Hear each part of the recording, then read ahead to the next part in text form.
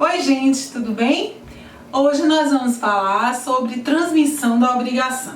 Observe, a gente sabe que toda obrigação, ela nasce, não é?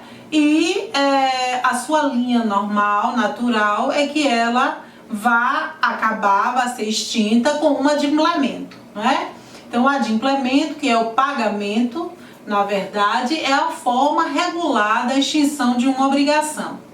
Só que a gente sabe que tem formas especiais, né, de extinção da obrigação, como por exemplo novação, dação em pagamento, remissão, são formas especiais, né, consignação em pagamento, mas também tem a possibilidade de transmitir a obrigação, ou seja, a obrigação ela não se extingue, mas há uma transmissão.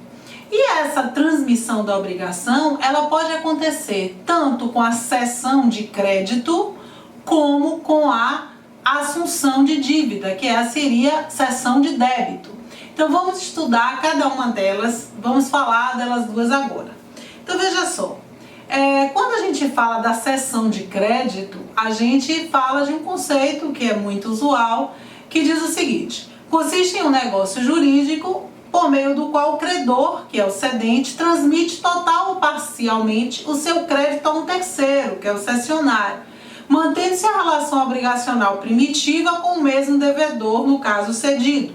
Então, cedente é quem cede o crédito, cessionário é quem recebe o crédito, o terceiro, e cedido é o devedor primitivo. Vou dar um exemplo para que a gente comece a entender uma cessão de crédito. Vamos imaginar que alguém vai ao meu escritório, contrata os meus serviços e me paga com um cheque, né, que é uma ordem de pagamento à vista, mas vamos imaginar um cheque pré-datado. Então vamos imaginar que hoje é dia 2 de outubro e a pessoa me paga um cheque, emite um cheque a meu favor para dia 30 de dezembro, tá?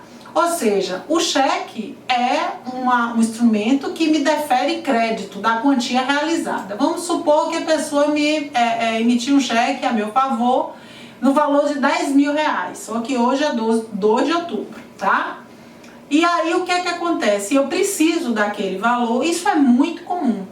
Eu preciso daquele valor e encontro uma pessoa a quem eu possa dizer o seguinte: olha, eu tô com esse cheque aqui, a data da apresentação dele é 30 de dezembro, mas eu preciso agora, o valor é de R$10.000. Você tem como me adiantar esse valor?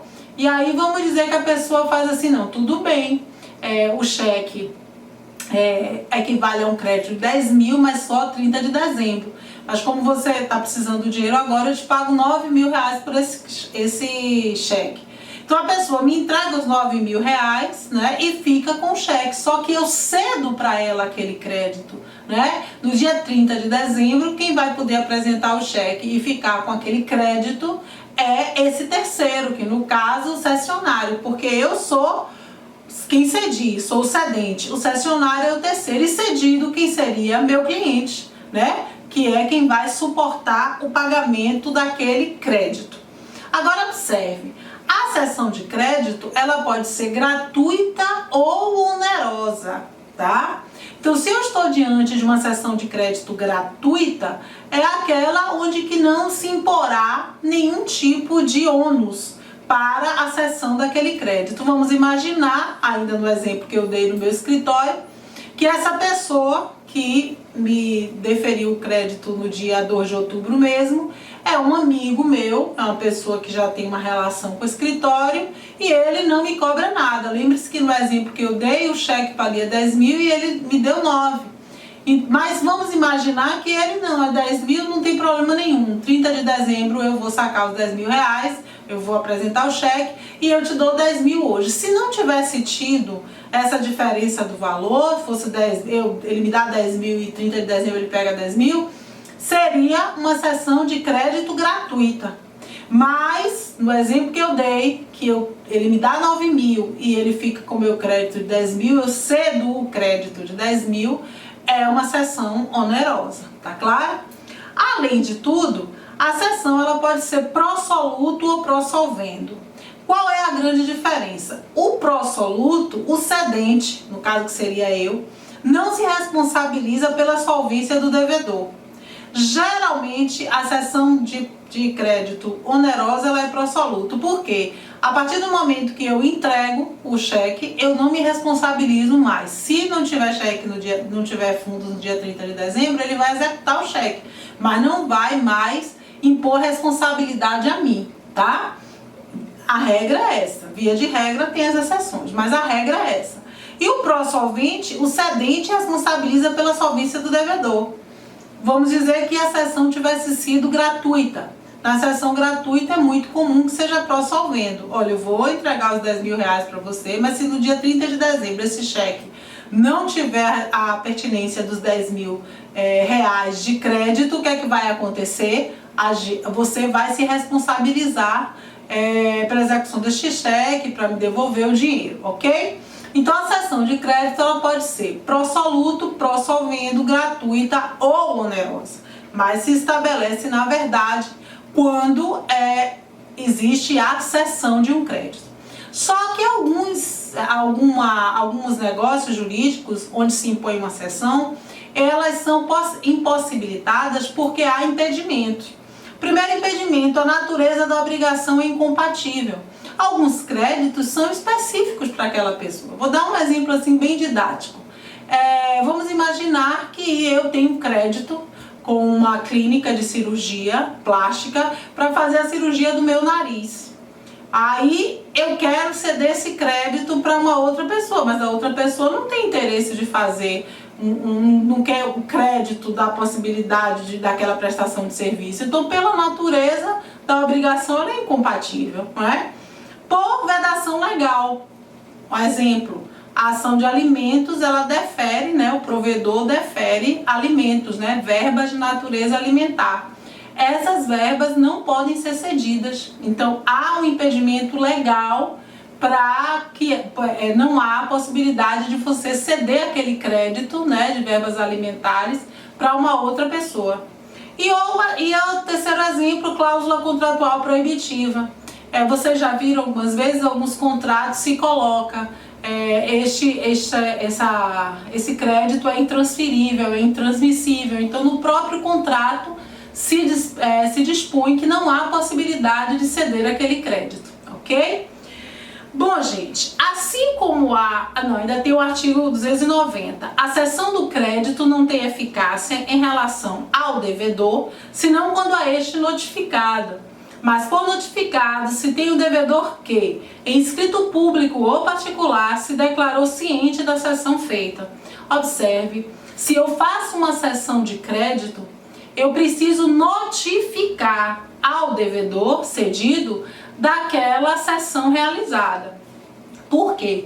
Porque aí o código me dispõe de algumas consequências. Suponhamos que eu tenho um crédito a receber de João tem que me pagar 500 mil reais, mas eu cedi aquele crédito para Pedro.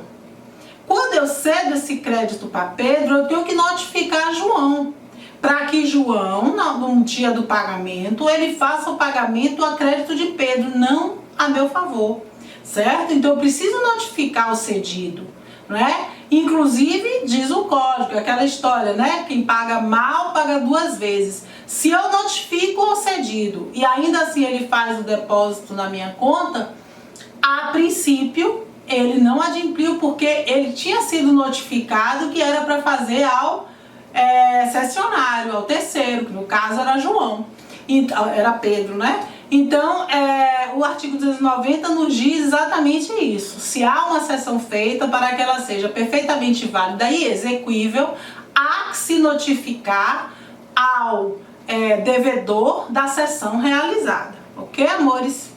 Bom, e aí, assim como tem a cessão de crédito, tem a assunção de dívida, né?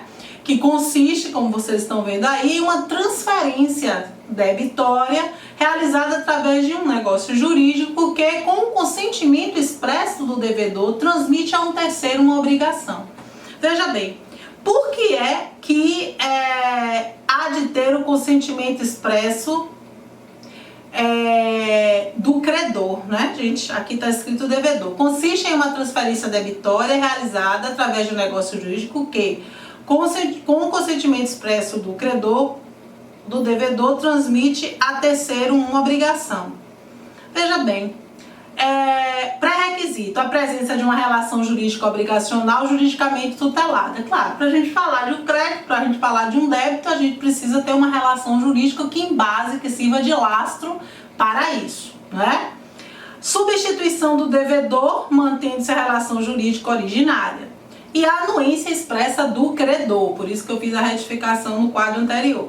A anuência expressa do credor. Por quê? Vamos explicar, que é muito mais importante até do que o quadro, é que vocês entendam isso. Um exemplo muito prático. Vamos imaginar que eu empresto 100 mil reais a Pedro porque eu sei da capacidade de solvência de Pedro.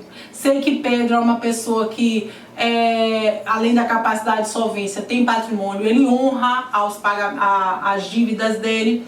Então, observe, quando eu pago, quando eu empresto a Pedro, eu viro credor, porque ele vai ter que me pagar depois, não é verdade? E assim se realiza a obrigação. Óbvio que se Pedro quiser passar essa dívida para uma outra pessoa, fazer a assunção de dívida, eu preciso aquecer. Por que eu preciso consentir? Porque eu não sei para quem Pedro vai passar. E se de repente Pedro passa essa dívida para uma pessoa que não pode até ter patrimônio, mas é uma pessoa que não tem responsabilidade, não adimpre com as obrigações, quer dizer, não pode. Fica a cargo do credor, que é a essência do credor, a possibilidade de validar essa assunção de dívida, até por motivos muito óbvios, né, pelo que eu estou dizendo aqui. Então, quanto aos meios dessa substituição do devedor, eu tenho duas formas, por expromissão ou por delegação. Observe, na expromissão há uma expulsão do devedor primitivo, né? O devedor original da relação, ela é expulsa. Por quê? Porque existe um acordo entre o terceiro, né, o assuntor, e o credor originário. Então, assim, o credor faz um acordo com o terceiro que vem para a relação e expulsa o devedor originário. Vamos imaginar que meu filho está devendo R$1.000, sei lá, no barzinho da esquina da minha rua. E eu vou lá e digo ao dono do barzinho que expulse meu filho dessa relação, que eu vou assumir a dívida vai ser transferida para mim. Isso se dá por expromissão, acordo entre o terceiro e o credor, expulsão do devedor primitivo. Agora, por delegação, é um acordo entre o devedor e o terceiro. Aí é aquela história que eu falei para vocês. Se é o devedor e o terceiro, eu preciso do consentimento do credor. Porque o credor sequer conhece o terceiro. O credor conhece o devedor constituído no negócio jurídico original. Então, quando for por delegação, precisa da aquiescência do consentimento do credor. Tá claro, amores? Bom, espero que vocês tenham gostado. Trabalhei de uma forma muito simples, né? O que é a cessão de crédito, o que é a assunção de dívida. Muito obrigada pelos e-mails, por tudo que vocês têm falado do canal. Continua se inscrevendo, tá bom? Um beijo grande para vocês e até a próxima aula.